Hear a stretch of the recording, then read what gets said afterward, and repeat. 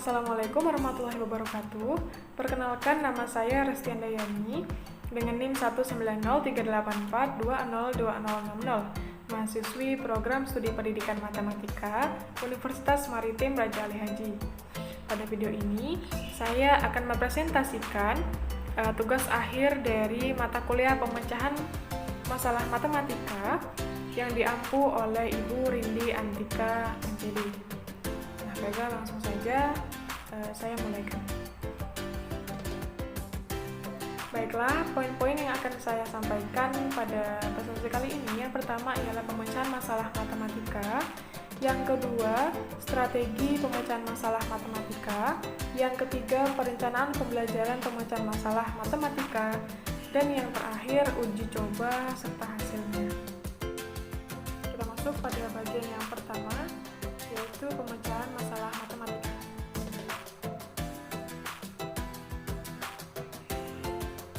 Menurut Robert Alsosho dalam Mawada tahun 2015, pemecahan masalah adalah suatu pemikiran yang terarah secara langsung untuk menentukan solusi atau jalan keluar untuk suatu masalah yang spesifik. Menurut Polya dalam Indarwati 2014, pemecahan masalah merupakan suatu usaha untuk menemukan jalan keluar dari suatu kesulitan dan mencapai tujuan yang tidak dapat dicapai dengan segera. Yang ketiga, menurut Kesumawati dalam Mawada tahun 2015, menyatakan kemampuan pemecahan matematis adalah kemampuan mengidentifikasi unsur-unsur yang diketahui, ditanya, dan kecukupan unsur yang diperlukan, mampu membuat atau menyusun model matematika, dapat memilih dan mengembangkan strategi pemecahan, serta mampu menjelaskan dan memeriksa kebenaran jawaban yang diperoleh. Nah, berikutnya ada problem based learning. Nah, di mana biasa kita menggunakan model pembelajaran problem based learning ini untuk pembelajaran berbasis masalah. Menurut Ridwan Abdullah, PBL merupakan pembelajaran yang penyampaiannya dilakukan dengan cara menyajikan suatu permasalahan, menggunakan pertanyaan-pertanyaan, memfasilitasi pendidikan, dan membuka dialog. Sementara menurut Halimatus, model pembelajaran problem-based learning ini adalah model pembelajaran yang menggunakan masalah dengan fokus untuk mengembangkan keterampilan pemecahan masalah, materi, dan pengaturan diri. Berikutnya kita masuk pada bagian yang kedua mengenai strategi. Berdasarkan sumber yang saya baca, ada 10 strategi pemecahan masalah. Yang pertama, menyelesaikan masalah secara mundur. Nah, di sini terkadang suatu masalah matematika itu disajikan dalam suatu cara sehingga yang diketahui itu sebenarnya merupakan hasil dari proses tertentu, sedangkan komponen yang ditanyakan merupakan komponen yang seharusnya muncul lebih awal. Nah, strategi yang kedua itu menemukan pola. Nah, seperti yang kita tahu, matematika itu kan merupakan konsep yang teratur dan memiliki pola yang tetap, sehingga beberapa masalah matematika itu pasti mengandung pola-pola yang kemudian dapat dikembangkan menjadi konsep matematika yang utuh.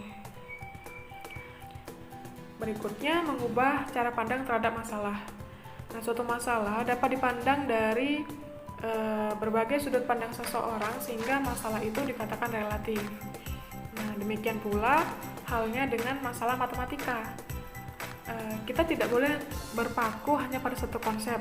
Dengan mengubah sudut pandang, maka akan ditemukan konsep lain yang tersembunyi yang memungkinkan untuk menyelesaikannya itu dengan mudah. Nah, langkah berikutnya yaitu menggunakan analogi. Analogi ini maksudnya adalah pengandaian sederhana. Jadi karena matematika itu konsepnya teratur, memiliki pola yang tetap, sehingga kita dapat menggunakan suatu pengandaian yang sederhana untuk mengungkapkan konsep-konsep yang terdapat pada suatu permasalahan. Strategi yang kelima, menggunakan atau mempertimbangkan kondisi ekstrim. Nah, beberapa masalah yang terjadi itu terkadang lebih mudah dipahami jika kita mengasumsikannya dalam kondisi yang paling ekstrim, atau bahkan ekstrim di situ maksudnya itu meniadakan kondisi tersebut. Strategi yang keenam, membuat gambaran. Jadi dalam suatu permasalahan matematika itu Misal ketika diberikan suatu permasalahan, maka siswa itu bisa menjawab menggunakan strategi dia membuat gambaran. Dari soal itu apa yang diketahui, misalnya dia buat gambar, dituangkan dalam bentuk gambar seperti itu. Sehingga dengan bantuan gambar itu tuh informasi yang diperoleh lebih berarti, lebih dapat dipahami oleh si pembaca soal. Strategi berikutnya melakukan uji coba.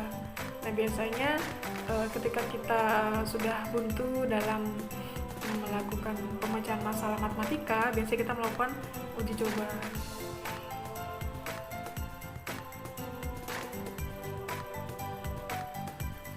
Nah, uji coba yang digunakan haruslah menggunakan pemikiran yang baik. Setelah kita melakukan uji coba, jika hasilnya gagal, maka kita coba lagi dengan cara yang lain. Nah, seperti itu. Strategi yang ke-8, mempertimbangkan segala kemungkinan. Nah, strategi yang ini agak mirip dengan strategi sebelumnya, yakni melakukan uji coba. Karena di sini kita mempertimbangkan segala kemungkinan-kemungkinan yang ada, kemudian kita melakukan uji coba. Namun ada bedanya itu ketika terdapat kemungkinan yang dapat kita jadikan jawaban, kita harus melakukan pemeriksaan terhadap kemungkinan tersebut. Nah, disitulah strategi mempertimbangkan segala kemungkinan. Strategi yang ke-9, mengorganisir data. Nah, biasa suatu masalah itu kan dalam bentuk soal cerita. Nah, beberapa informasi penting itu dapat kita organisir. Jadi kita organisir data-data yang kita peroleh dari permasalahan yang diberikan, kita olah, kemudian kita menyatakannya dalam suatu kesimpulan. Strategi yang terakhir, menggunakan alasan logis. Nah, terkadang suatu masalah itu memiliki berbagai kemungkinan jawaban. Nah, untuk itu kita harus mempertimbangkan kemungkinan jawaban yang ada itu berdasarkan alasan yang logis. Sehingga dengan menggunakan alasan tersebut, mana jawaban yang tepat. Nah, seperti itu. Berikutnya, proses pemecahan masalah matematika. Menurut Polya tahun 1975, ada 4 tahapan dalam memecahkan suatu masalah matematika. Yang pertama, pemahaman masalah. Yang kedua, perencanaan penyelesaian. Yang ketiga, melaksanakan perencanaan. Dan yang keempat, pemeriksaan kembali hasil dan proses. Nah, di sini langkah pertama dalam memecahkan suatu masalah matematika itu adalah pemahaman masalah. Nah, siswa tidak mungkin dapat menyelesaikan masalah dengan benar jika dia tidak memahami masalah yang diberikan. Jadi siswa itu harus menunjukkan kira-kira apa sih yang diketahui dari soal, apa sih yang ditanya, sehingga dia paham maksud dari soal itu seperti apa. Langkah yang kedua yaitu perencanaan penyelesaian. Nah, langkah kedua ini biasa bergantung kepada pengalaman siswa dalam menyelesaikan suatu masalah. Semakin sering siswa melakukan pemecahan suatu masalah, maka dia akan semakin kreatif dalam menyusun rencana penyelesaian masalah yang dihadapi. Langkah yang ketiga, melaksanakan perencanaan. Nah, jadi setelah perencanaan penyelesaian sudah dilakukan pada tahap kedua tadi, berikutnya adalah melaksanakan perencanaan. Jadi rencana-rencana yang sudah ditemukan, yang sudah dipikirkan pada tahap kedua, itu mulai dicoba, dicari dengan teliti, dengan hati-hati oleh siswa. Kemudian langkah yang keempat adalah pemeriksaan kembali hasil dan proses. Untuk setiap pemecahan masalah matematika itu perlu dilakukan pemeriksaan kembali agar hasil yang kita peroleh itu merupakan jawaban yang paling tepat. Berikutnya kita masuk pada bagian yang ketiga, yaitu teaching process, di mana di sini dilakukan perencanaan pembelajaran berbasis masalah.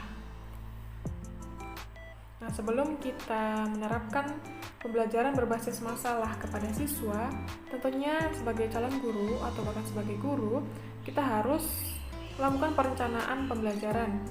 Kita membuat RPP. Nah, di sini saya telah membuat RPP, rencana pelaksanaan pembelajaran, yang dilaksanakan di SD Negeri 0 Nabasan Cipinang Timur di mana saya kampus mengajar angkatan 2 yang ditempatkan di SD tersebut. Kemudian saya mengajar di kelas 4 pada mata pelajaran matematika untuk materi KPK, kelipatan persekutuan terkecil. Alokasi waktu yang saya gunakan di sini adalah 2 kali 30 menit. Nah, berikutnya kompetensi dasar yang saya ambil untuk pembelajaran kali ini yaitu 4.6, menyelesaikan masalah yang berkaitan dengan faktor persekutuan, kelipatan persekutuan, dan kelipatan persekutuan terkecil dari dua bilangan berkaitan dengan kehidupan sehari-hari. Kemudian indikator pencapaian kompetensinya, yang pertama menentukan penyelesaian masalah yang berkaitan dengan KPK, dan yang kedua menggunakan KPK dalam menyelesaikan suatu masalah dalam kehidupan sehari-hari. Nah, berikut tujuan pembelajarannya. Siswa mampu menentukan cara yang paling efektif untuk menghitung KPK. Dan yang kedua, siswa dapat menentukan penyelesaian masalah dalam kehidupan sehari-hari berkaitan dengan KPK dari dua bilangan. Nah, di sini saya lampirkan materi pembelajaran dalam RPP-nya, yaitu pengaplikasian KPK dalam kehidupan sehari-hari dengan model pembelajaran problem based learning. Kemudian sambungannya di sini ini kegiatan pembelajaran. Jadi ada kegiatan pendahuluan, kegiatan inti, dan kegiatan penutup. Untuk pendahuluan, seperti biasa kita membuka pembelajaran, melakukan pembacaan doa, kemudian salam, kemudian guru menanyakan kabar siswa sembari memeriksa kehadiran, serta mengulas sedikit pembelajaran yang dilakukan sebelumnya. Berikutnya, guru menyampaikan materi dan tujuan pembelajaran hari ini, serta menjelaskan kegiatan pembelajaran yang akan dilakukan. Nah, kegiatan intinya di sini, guru mengulas kembali mengenai KPK dari dua bilangan. Kemudian mengetes siswa, memberikan siswa 1 atau 2 soal untuk menghitung KPK dari dua bilangan. Kemudian memberikan kesempatan kepada siswa untuk menjelaskan jawabannya di depan kelas. Nah, kemudian setelah siswa itu paham dengan langkah mencari KPK tersebut, berikutnya guru menjelaskan permasalahan dalam kehidupan sehari-hari yang berkaitan dengan KPK. Kemudian guru memberikan satu contoh permasalahan dan menjelaskan kepada siswa bagaimana penyelesaian dari masalah tersebut menggunakan strategi pemecahan masalah. Yang berikutnya, guru memastikan pemahaman siswa dan memberikan kesempatan bertanya. Guru menjawab dan menjelaskan pertanyaan siswa. Sebagai kegiatan akhir, untuk menilai pemahaman siswa, guru memberikan satu contoh soal untuk dijawab secara individu. Dan yang terakhir, siswa menentukan langkah penyelesaian permasalahan sehari-hari yang berkaitan dengan KPK, kemudian mengumpulkan hasil kerjanya. Nah, kemudian kegiatan penutupnya, guru memberikan penilaian secara umum terhadap hasil kerja siswa, kemudian meminta siswa untuk menyampaikan apa yang diperoleh dari kegiatan pembelajaran hari ini, seperti kesimpulan yang dapat mereka sampaikan. Kemudian guru mengapresiasi hasil kerja siswa, dan yang terakhir salam serta doa penutup. Berikutnya, untuk penilaian terhadap materi ini dilakukan dengan penilaian sikap serta kemampuan siswa dalam memahami masalah dan strategi penyelesaian masalah yang digunakan, menggunakan instrumen penilaian keterampilan siswa dalam menyelesaikan permasalahan dalam kehidupan sehari-hari yang berkaitan dengan KPK. Kemudian sumber belajarnya di sini saya tulis modul pengayaan matematika kelas 4. Kemudian di RBP itu ada lampiran, yaitu lampiran instrumen penilaiannya, penilaian sikap yang saya nilai di sini adalah cermat dan teliti, kemudian tanggung jawab. Nah, penilaiannya ini berdasarkan observasi selama proses pembelajaran. Berikutnya penilaian keterampilan dengan tes tertulis, itu soalnya berbentuk esai 1 butir. Soal inilah yang saya ujikan kepada siswa dalam menerapkan pembelajaran berbasis masalah. Berikutnya lampiran yang ketiga ini kunci jawaban dan pedoman penskoran. Nah, ini adalah uraian jawaban, kemudian skor yang saya beri di sini adalah 10. Inilah yang menjadi patokan saya dalam strategi memecahkan masalah mengenai KPK tadi. Berikutnya, bagian yang keempat adalah learning trial. Di sini saya tampilkan cuplikan ketika pembelajaran di dalam kelas.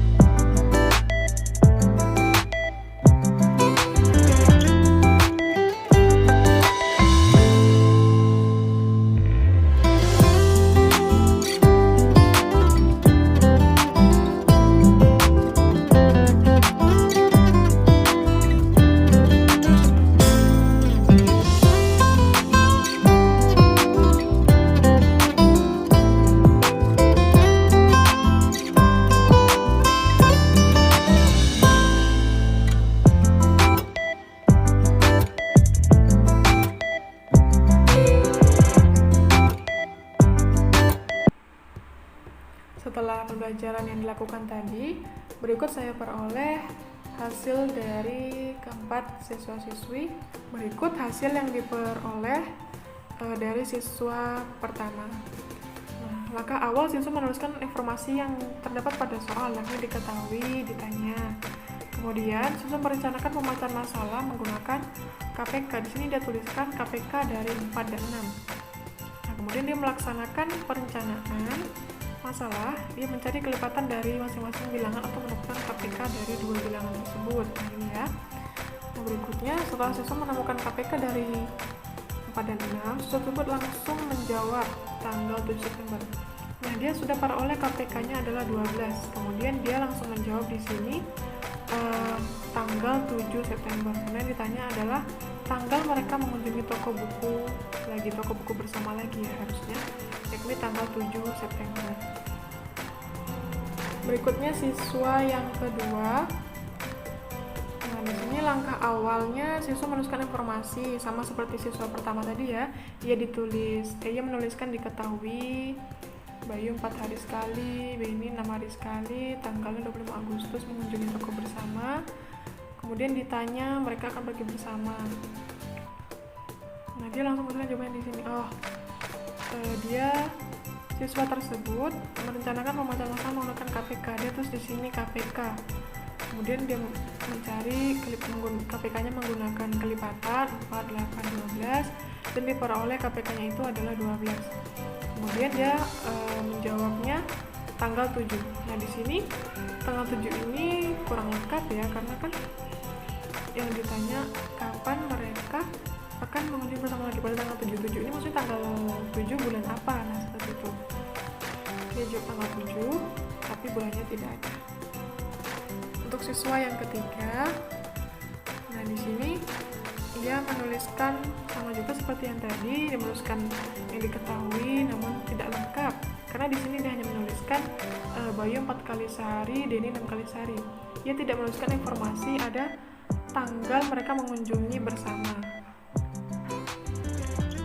Kemudian dia tidak menuliskan apa yang ditanya.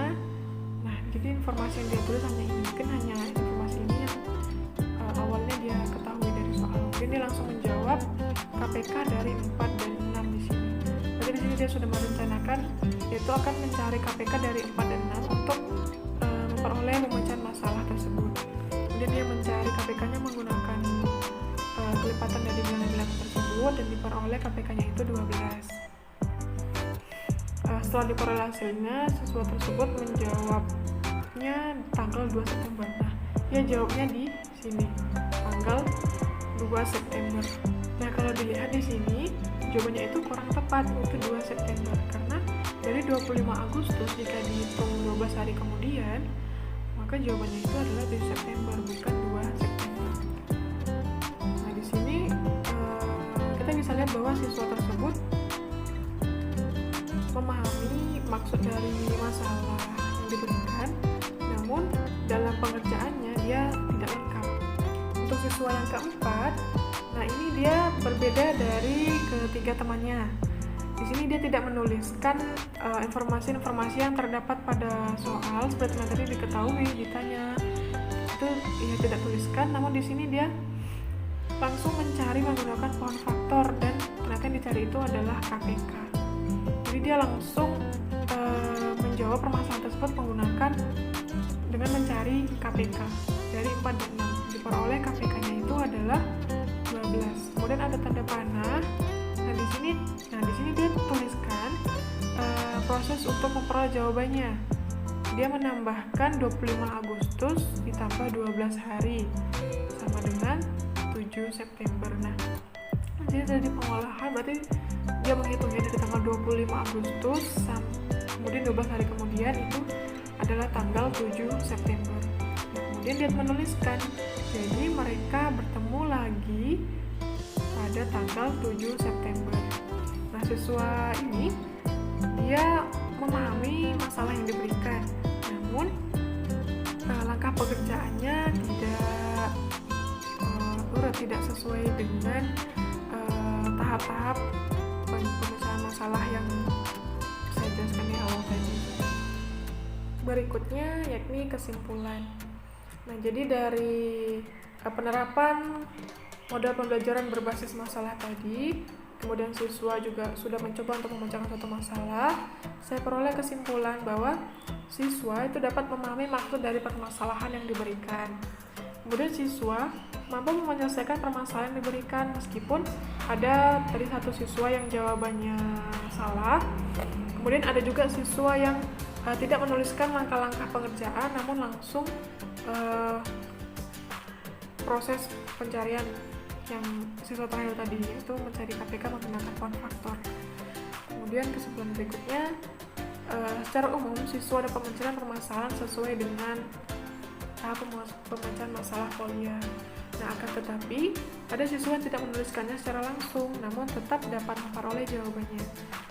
Salah satu siswa langsung menjawab permasalahan dengan mencari faktorisasi dari bilangan yang ada, kemudian menentukan KPK sehingga diperolehlah hasilnya. Dari sini kita ketahui bahwa siswa mampu menyelesaikan permasalahan yang diberikan, namun tidak semuanya menggunakan langkah-langkah penyelesaian secara urut seperti yang disampaikan oleh Quolia tadi. Kemudian berdasarkan hasil kerja siswa tadi, kita melihat ada dua cara kita temukan dalam mencari KPK. Yang pertama ada menggunakan kelipatan dari bilangan-bilangan, yang kedua menggunakan font faktor. Nah, di sini berarti tujuan pembelajaran yang saya rancang itu tercapai. Jadi siswa dapat menentukan suatu cara untuk menghitung KPK, serta siswa tersebut mampu menyelesaikan permasalahan dalam kehidupan sehari-hari yang berkaitan dengan KPK. Dengan demikian, pembelajaran berbasis masalah ini dapat menambah pemahaman siswa serta meningkatkan keterampilan siswa dalam menyelesaikan suatu permasalahan matematika. Sekian presentasi saya mengenai tugas akhir pada mata kuliah pemecahan masalah matematika. Mohon maaf atas segala kekurangan ataupun terdapat kesalahan dalam penyampaian. Dan terima kasih telah menyempatkan waktunya untuk menonton video ini. Sampai jumpa pada video berikutnya. Assalamualaikum warahmatullahi wabarakatuh.